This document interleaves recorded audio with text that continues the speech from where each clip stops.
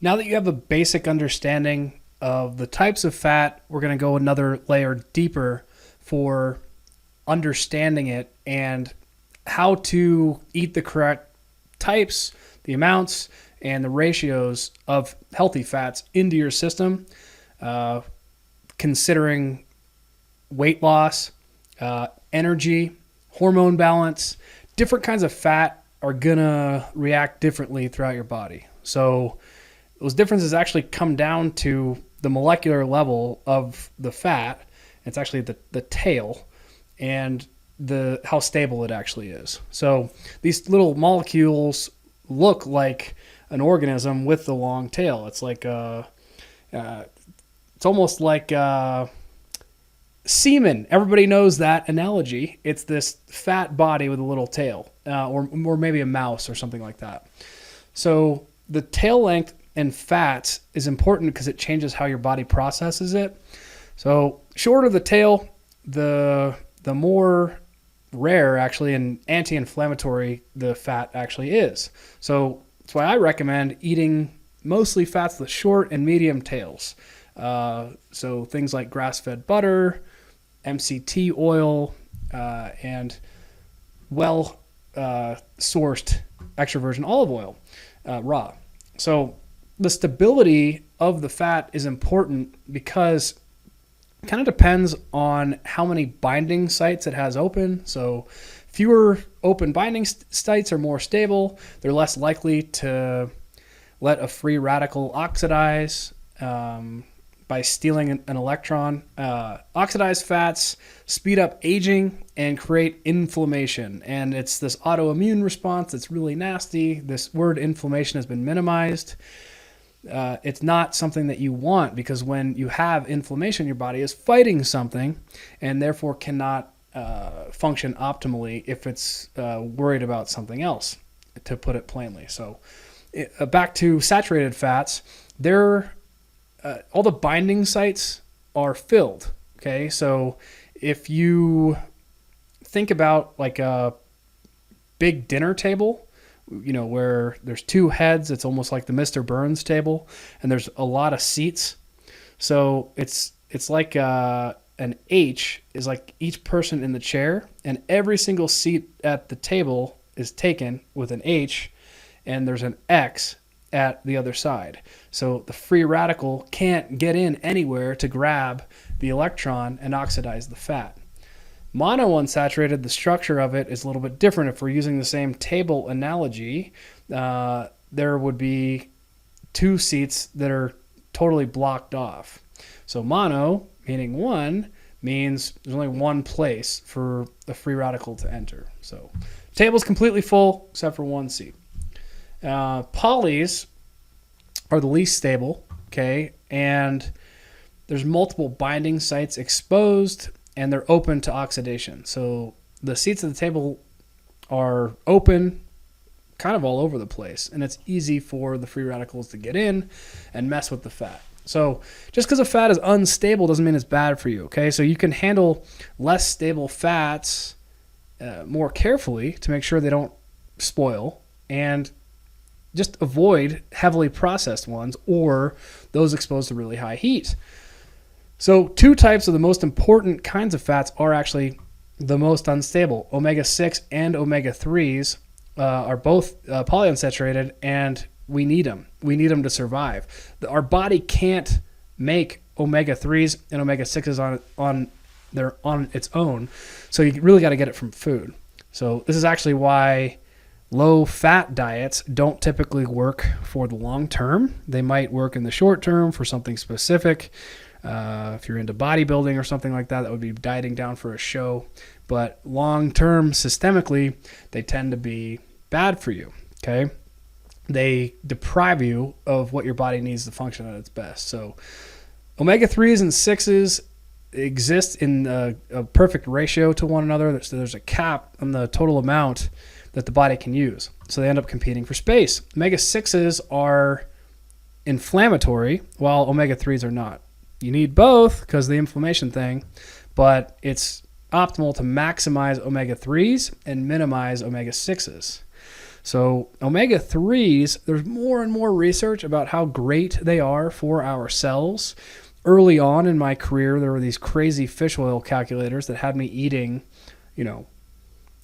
30 fish oil pills, and I thought that was too much. So I brought it back down. Turns out it's probably somewhere in between, depending on what else is in the diet.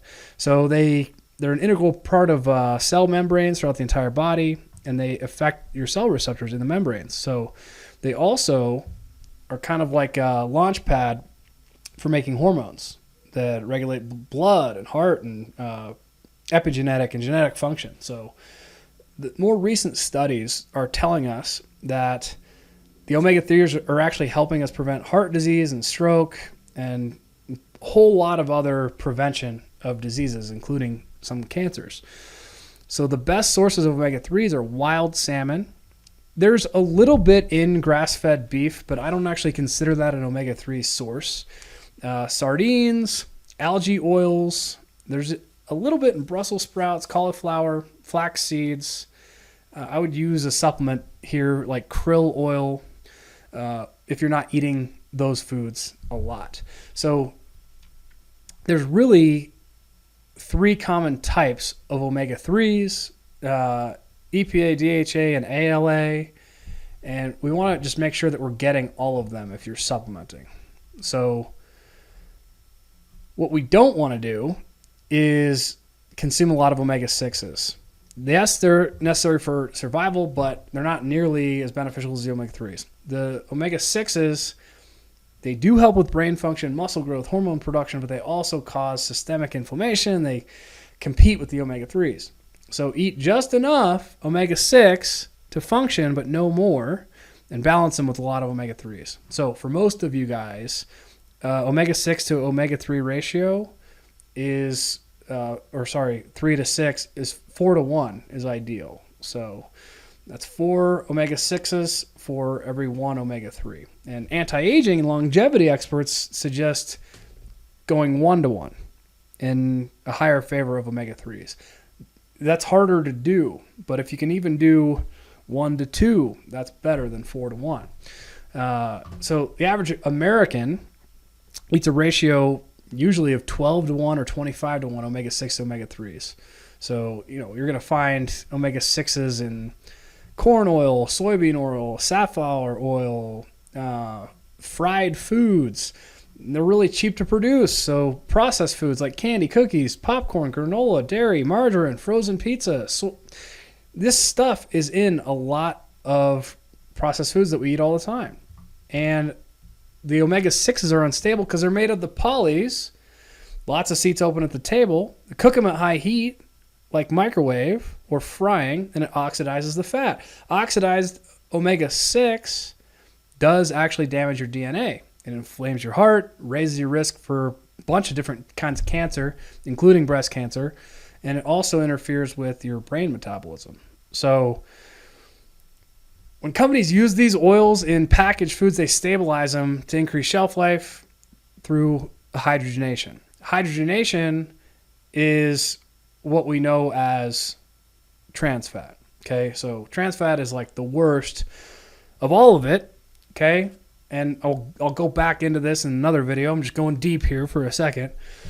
The prevalence of these nasty vegetable oils and processed grains in our Western diet has thrown our ratio off completely. So it causes chronic inflammation, cancer, neurodegenerative diseases, heart attacks, and a lot of other problems that we haven't even found yet. So we need to find your optimal balance.